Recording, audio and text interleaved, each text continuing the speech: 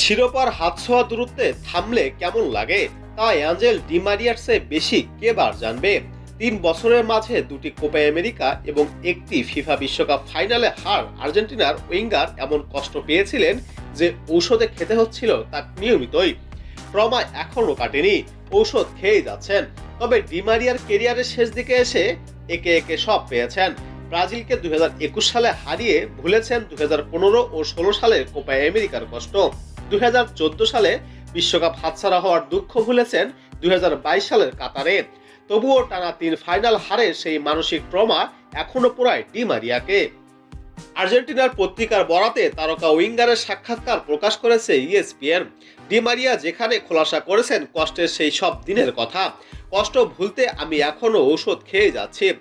অবশ্য ঔষধের মাত্রা কমিয়ে দিতে পেরেছি, এখন আগের চেয়ে ভালো আছি। কিন্তু কিছু জিনিস মেঘাচ্ছন্ন মনে হয়, কিছু জিনিস থেকেই যায়, মনে দাগ কেটে যায়। এদিকে ডি মারিয়া দুঃখ প্রকাশ করেছেন তার অনেক সাবেক সতীর্থর জন্য, যারা কখনো ট্রফি জয়ের আনন্দ উপভোগ করতে পারেনি। অনেকবার বলেছি, যখন বিশ্ব চ্যাম্পিয়ন হয়েছিলাম, যখন কোপা আমেরিকা জিতেছিলাম, আমি সবসময় বলেছি এই ট্রফিগুলো আগের প্রজন্মের জন্য প্রাপ্য।